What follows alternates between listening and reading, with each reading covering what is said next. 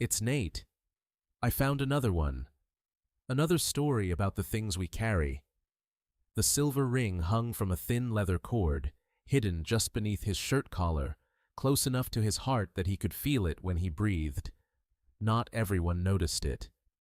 Most people at the coffee shop where he came every other Thursday didn't even know it was there. They saw a man in his late 30s with kind brown eyes and dark hair that was a little too long, sitting at the corner table with a small girl in a purple hoodie. They saw the way he listened when she talked. They saw how his hand moved instinctively toward her shoulder when she laughed, protective and gentle without meaning to be. What they didn't see was the ring, but he felt it. Every single day. Every breath he took, he felt the weight of it against his skin, pressed between the leather cord and his heart like a secret he'd learned to carry. It wasn't much weight, objectively speaking. Silver is light. A leather cord is almost nothing. But what we carry emotionally doesn't follow the laws of physics. The lightest things can feel heavier than stone when they mean everything. He'd been wearing it this way for 8 months now. 8 months since the morning he realized he couldn't keep it on his hand anymore. Here's what that morning felt like. He was working in the kitchen, fixing the cabinet under the sink where the pipes had started leaking.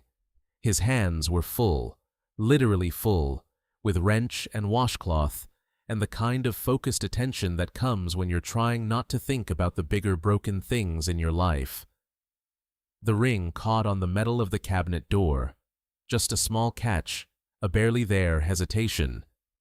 But it jarred him. It woke him up to the fact that he was still wearing it on his left ring finger, in the same place, like they were still married, like death hadn't fundamentally changed the nature of the contract. That night, after he'd gotten Lily to bed, she'd asked for 3 stories, which meant she'd had a hard day at school and didn't want to be alone with her thoughts. He sat on the edge of his own bed in the dark and pulled the ring off. He held it in his palm like it might disappear if he wasn't careful, like it might shatter. Silver is soft, actually. People don't realize that. You can dent it with your teeth. You can damage it just by holding it too tight. His wife Sarah had worn it for 11 years. She'd put it on the day they got married in his parents' backyard on a perfect September afternoon. He remembered her hands shaking as she slid it on, remembered the way she'd looked at him afterward, and laughed. That specific laugh that meant she was terrified and exhilarated at the same time. She'd had her hands on him all their marriage, in his hair, on his arm, reaching for him in the dark. That ring had been there for all of it. Through his mother's death, through Lily's birth, through the slow, creeping diagnosis that nobody caught early enough, through the radiation and the hair loss and the morphine and the silence at the end. She died on a Tuesday afternoon in March, and for 8 months after, he'd worn the ring on his left hand, kept it in the place where it belonged, because taking it off felt like betrayal, like he was erasing her, like he was saying, "Okay, I'm done. Moving on now. You can go." But the universe kept catching the ring. The universe, it turned out, didn't want him to keep living in the past. The universe, through the mundane act of cabinet repair, was telling him that you can't actually live your life frozen in the moment your person left. That's when he'd taken the leather cord from the drawer. He wasn't even sure why he had a leather cord. It had probably been a bookmark in a book he'd never finished reading. It had probably been lying in that junk drawer for 3 years, waiting for this moment. He'd threaded it through the ring very carefully, the way you'd thread a needle for something sacred. And then he'd fastened it around his neck. It took him 3 tries to get the knot right. His hands kept shaking. He didn't tell Lily about it right away. But she noticed, because Lily noticed everything. She noticed when he was sad. She noticed when he was trying to be brave and failing. She noticed when he was pretending that everything was fine when everything was decidedly not fine. "Why did you take Mommy off your hand?" she'd asked, probably a week or 2 later, in that direct way that children have. Not accusatory, just curious, factual. He'd sat down on the kitchen floor in front of her, even though she was just asking a simple question, and he'd sat down like he'd been struck. Like her question had somehow knocked him over. Because, he'd said carefully, Mommy's not here in the way she used to be, and my hands need to work. My hands need to be free to fix things, and hold things, and live. But you still love her, Lily had asked. And the fear in that question, the small, terrified worry that maybe love meant staying frozen, had broken him in a new way. I love her so much, it feels like it might break my chest open, he'd said. And it was true. The grief wasn't getting smaller.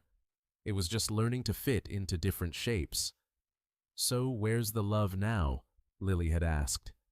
Right here, he'd said, pulling the ring out from under his shirt, letting her see it on the cord against his skin. Right against my heart. That's where love lives, even when people go away. It lives right here. She'd touched the ring very gently, and then she'd hugged him, and they'd stayed that way for a long time. And this is the part that gets me. This is the part where you realize that sometimes the smallest people in our lives see clearer than anyone. After that, he'd kept wearing it the way he was wearing it now, hidden but present, private but real, on a cord against his heart where it belonged. Most people at the coffee shop didn't notice, but Catherine Hayes noticed everything. She'd started coming to the coffee shop about 3 months ago. She always ordered a black coffee and sat at a different table each time, never establishing a pattern, like she was trying not to become a regular, like she didn't want to commit to anything, even to a favorite chair. She wore professional clothes, cream blouses, navy slacks, small gold stud earrings. The kind of clothes that said, I have my life together, which is usually the outfit people wear when their lives are actively falling apart. Daniel had pieced it together the way you do when you're a quiet person who watches other quiet people. He'd noticed she didn't wear a ring anymore. He'd noticed the tan line where one used to be. He'd noticed the way she held her coffee cup like it was the only warm thing in the world. He'd noticed that she'd started coming to the coffee shop on Thursdays, which was also when he came, and he'd wondered if that was coincidence or if she was slowly gravitating towards something without quite understanding what. What he didn't know was that Catherine had noticed him too. She'd noticed the way the small girl in the purple hoodie ordered coffee for both of them, the confidence in her small voice. She'd noticed the way his entire face softened when he looked at the child. She'd noticed the rituals they performed, how he always paid, how he always let her pick the table, how she always asked if he was having a good day, and he always said yes, even when his eyes said something different.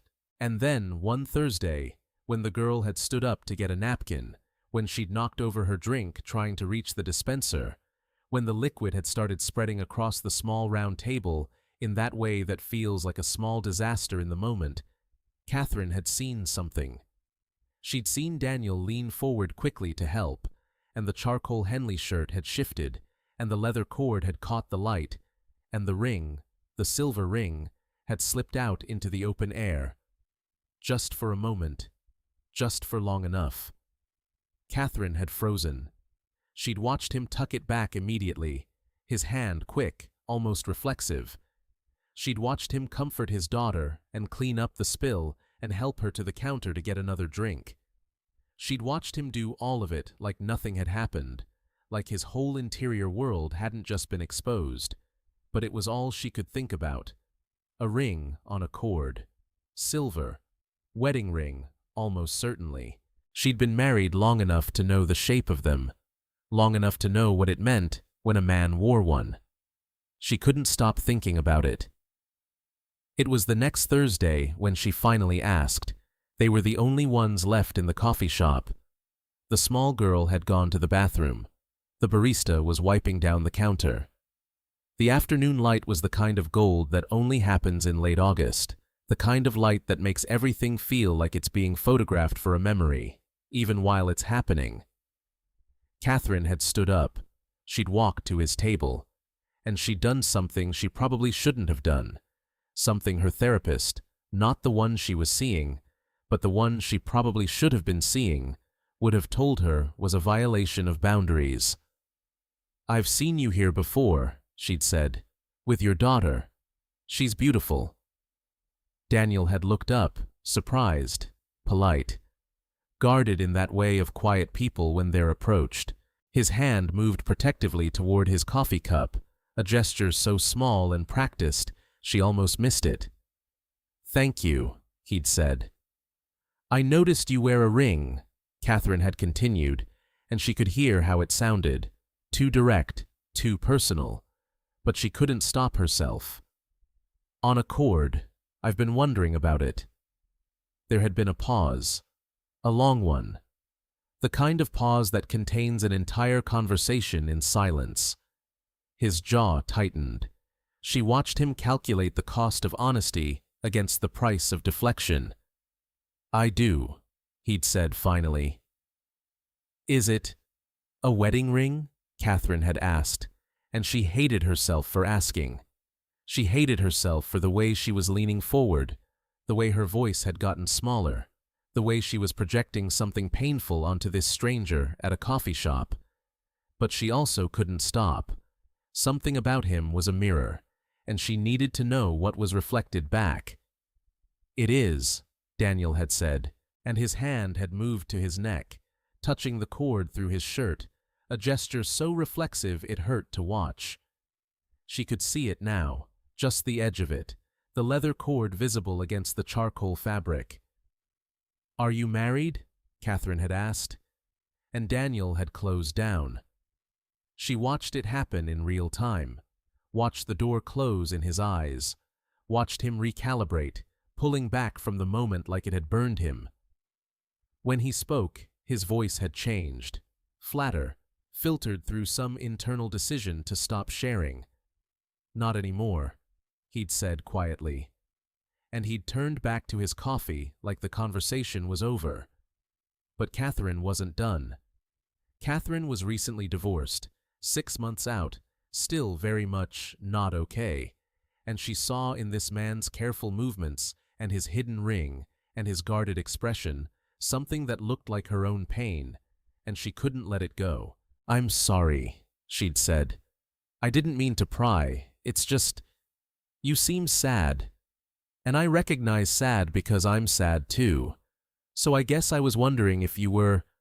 Are you okay? Like, genuinely?" Daniel had set down his coffee cup very carefully. She noticed his fingers were trembling. Just slightly. Just enough to tell her this was costing him something. He'd taken a breath. He'd looked at her with those kind brown eyes, and she'd seen him deciding whether to open the door or lock it completely. She could almost see the internal wrestling match, the part of him that wanted to talk fighting the part that had learned that talking hurt worse than silence. He'd locked the door. "I'm fine," he'd said, and the word was a wall. "Thank you for asking." It was the kind of response that ends conversations, the kind of response that builds walls higher. Catherine had stood there for another moment, understanding that she'd crossed a line, that her grief had made her intrusive, that she'd turned his private pain into material for her own processing. She'd gone back to her table. She'd finished her coffee in silence.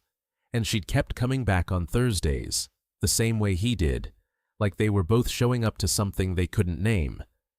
But things had changed. He was quieter now.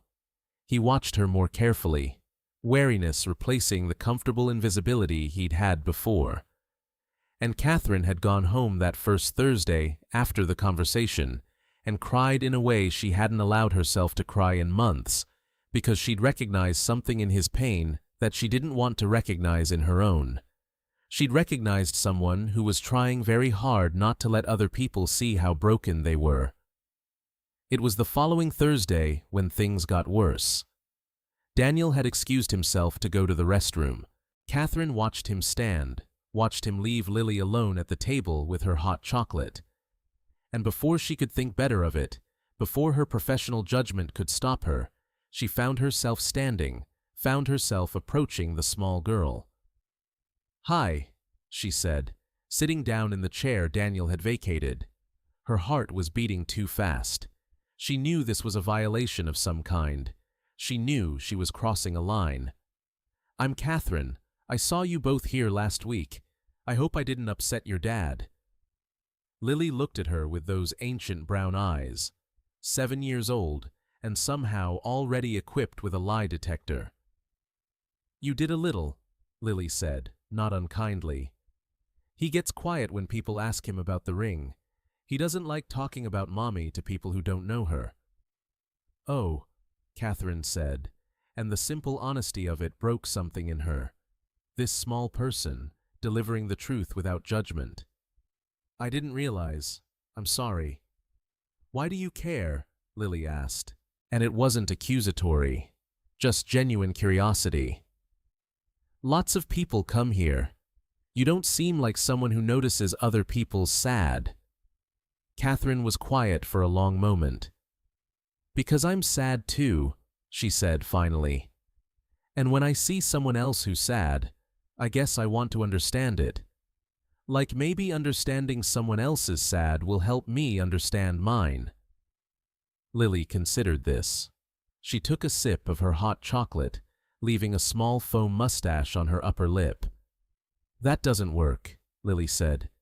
Daddy said everyone's sad is different. His sad is about Mommy. Your sad is probably about something else. Trying to make them the same just makes both of them worse. Catherine felt tears prickling at the corners of her eyes. This child was wise in a way she was supposed to be, in a way that made Catherine acutely aware of how much she'd failed at her job, her training, her understanding. You're right, Catherine whispered. Are you the lady who asked about the ring? Lily asked suddenly. Yes, Catherine admitted. He talked about it, Lily said. She held her stuffed rabbit tighter.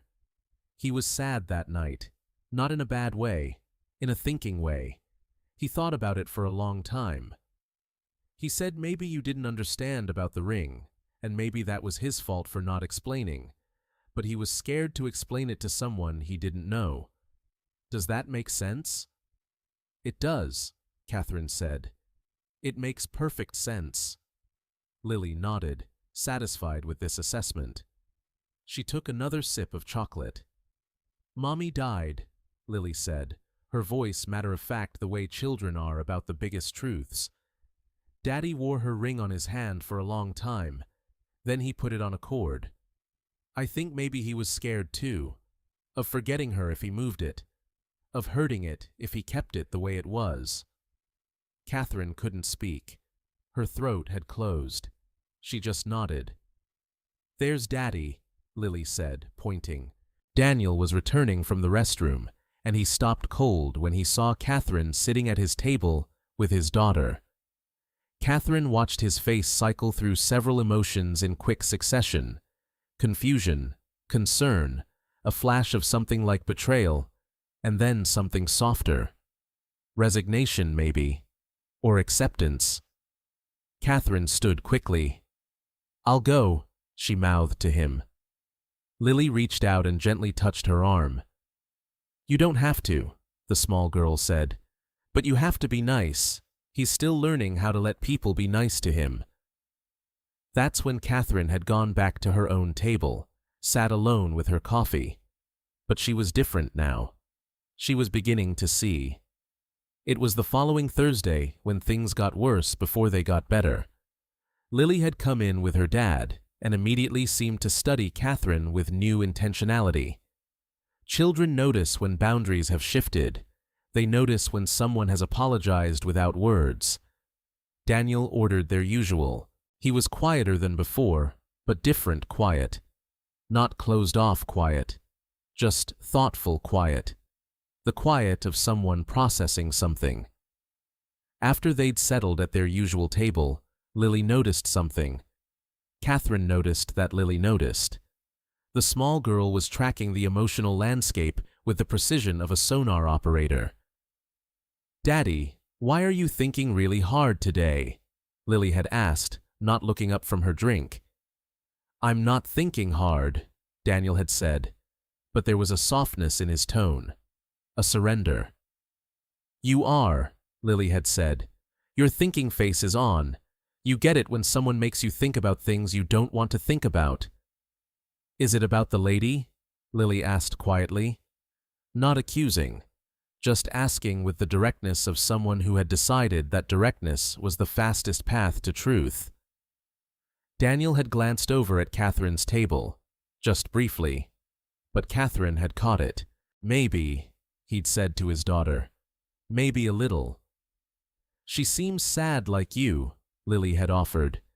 "Maybe her sad and your sad could be less sad if they weren't alone."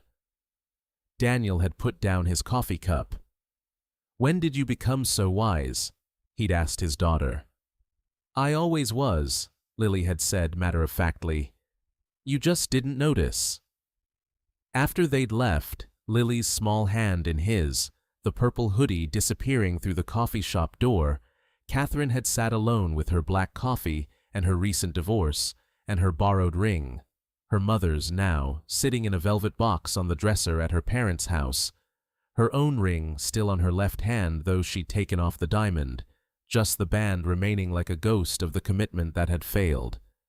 She'd realized something.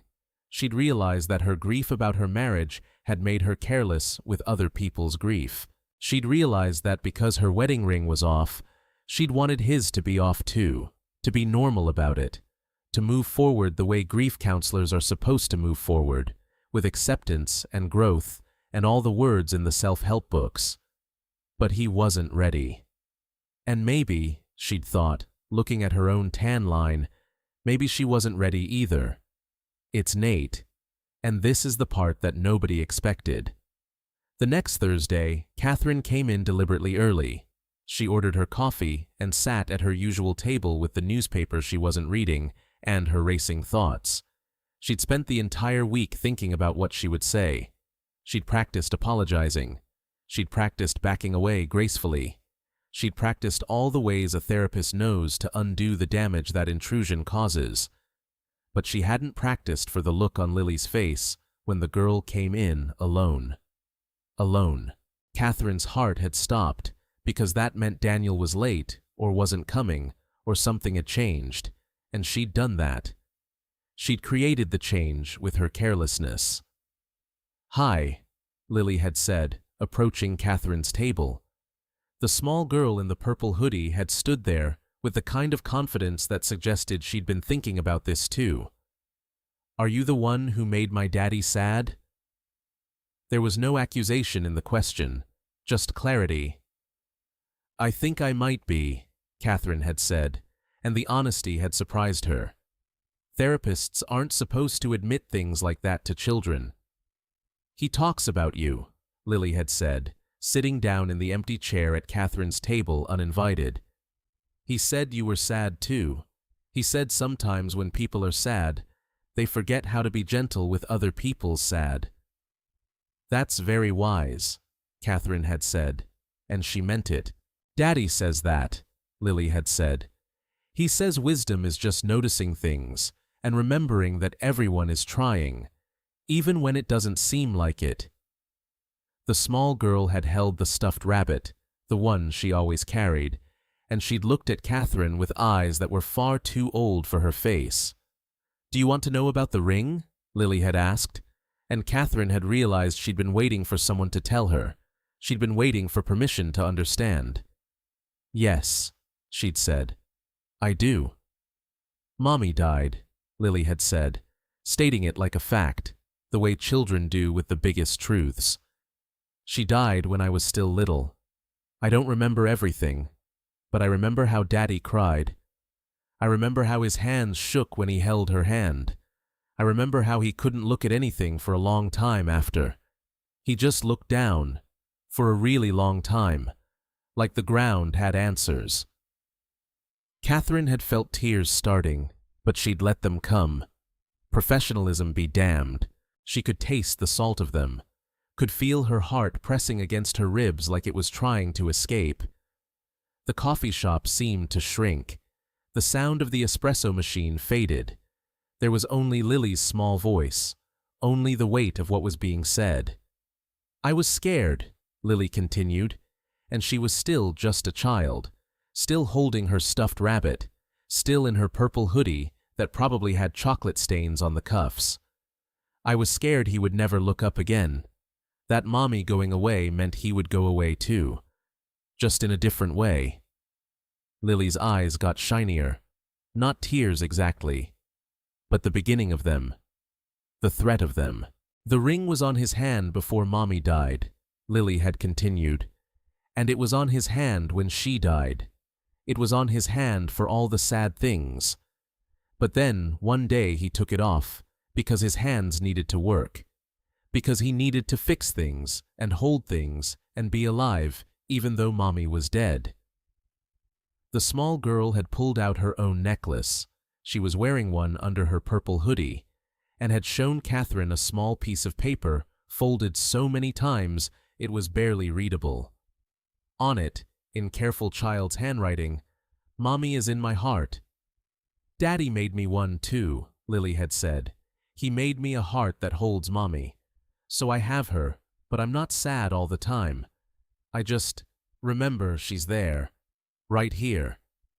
The girl had pointed to her heart. He put the ring on the cord because he needed to remember that love doesn't go away just because the person does. But it also doesn't have to stop your life. It just has to live here. Lily had pointed to her heart again. Right where the love lives. Catherine had put down her coffee cup because her hands were shaking now. "Your dad is very smart," she'd said. "Daddy is sad," Lily had corrected her. "But he's also trying. That's what matters. That's what he tells me. He tells me that trying is how you honor the people you love when they're gone. You try to live. You try to be kind. You try to remember that they wanted you to be happy." "I see," Catherine had said, and she had. She'd finally seen it. It's Nate again. And I need to pause here because this is the moment. This is the exact second when Catherine stops looking at Daniel's grief and starts understanding her own. This is where the story shifts from being about the ring to being about what we do with the love that remains after loss takes what it wants. The ring wasn't a symbol of someone who couldn't move on. It was a symbol of someone who had found a way to carry love without letting it carry him. It was a symbol of grief that had learned to breathe. It was a symbol of a man who had taken his dead wife's ring and put it against his heart, and then, every single day, he chose to live a life anyway, chose to love his daughter anyway, chose to be kind to strangers anyway, chose to come to the coffee shop and exist in the world anyway. And she'd come along with her fresh divorce and her own unprocessed pain, and she'd made it about her. She'd looked at his grief and seen a cautionary tale about not being able to move forward because she was terrified she couldn't move forward either. But that wasn't what she was seeing now. Now she saw a man who had learned to transform the heaviest weight into something he could carry. Not forget it, not move past it, carry it, with grace, with intention. "Can I tell you something?" Lily had said. "Of course," Catherine had said. "Daddy cries sometimes when he thinks I'm asleep," Lily had said. "But he cries because he's remembering Mommy, not because he's sad she's gone. He cries because she was real, and she mattered, and he's grateful he got to love her. That's what he said when I asked why he was crying. He said the tears are just love coming out in a different way." Catherine had started crying too. She'd realized she'd been trying so hard not to cry about her marriage that she'd forgotten tears could mean something other than failure. She'd forgotten that grief and loss and heartbreak could be love expressing itself differently. "I owe your dad an apology," Catherine had said. "I think," Lily had said carefully, in that way of 7-year-olds who are trying to be diplomatic, "that Daddy probably understands. But yes, I think telling him would be nice." She'd stood up then, the stuffed rabbit held tight. "I have to get back before he worries," she'd said. "But I wanted you to know, about the ring, about why it matters." "Thank you for telling me," Catherine had said. Thank you for listening, Lily had said, and she'd walked back to the counter where Daniel was just arriving, looking for his daughter, looking relieved when he found her safe. He'd seen Catherine. Their eyes had met across the coffee shop, and she'd mouthed the words, "I'm sorry." He'd nodded. Not forgiveness exactly, but acknowledgement. Recognition that they were both here, both trying, both carrying things. It took another week for him to approach her table. "Lily mentioned you talked to her," he'd said quietly, standing at her table with his hands in his pockets. "I did," Catherine had said. "She's remarkable. She's wise in a way that I think comes from paying very close attention to the people she loves." "She learned that the hard way," Daniel had said, and there was pain in his voice, but underneath it, something else, something like acceptance. "I want to apologize," Catherine had said. "I was intrusive. I was dealing with my own issues, and I projected them onto you. I saw your ring, and I saw my marriage failing, and I made it about me instead of trying to understand what it was about for you." Daniel had sat down. Not exactly an invitation to, but he'd sat. "You asked if I was okay," he'd said finally. "And the honest answer is, I'm not. I'm still very much not okay. Some days are better. Some days I wake up, and for 3 seconds I forget she died, and then I remember, and the dying happens again, in a very small way. But I have a daughter, and I have to be okay enough for her. So I keep showing up. I keep coming to the coffee shop. I keep wearing the ring. I keep trying." "I see that now," Catherine had said. "What about you?" Daniel had asked. "Are you okay?" And Catherine had considered lying. She'd considered giving the professional response, the therapist response, the "I'm managing" response. Instead, she'd told him the truth. "No," she'd said. "I'm not okay. I've been divorced for 6 months, and I still have my wedding ring in a box at my mother's house because I can't figure out what to do with it. I can't throw it away, but I can't keep wearing it either. So I just don't think about it.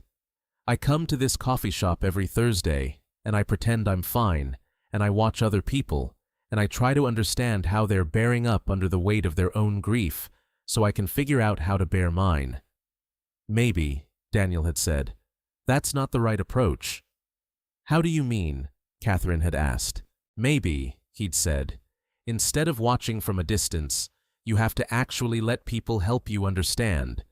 You have to let people tell you their stories instead of assuming you already know what they mean. You have to let people surprise you."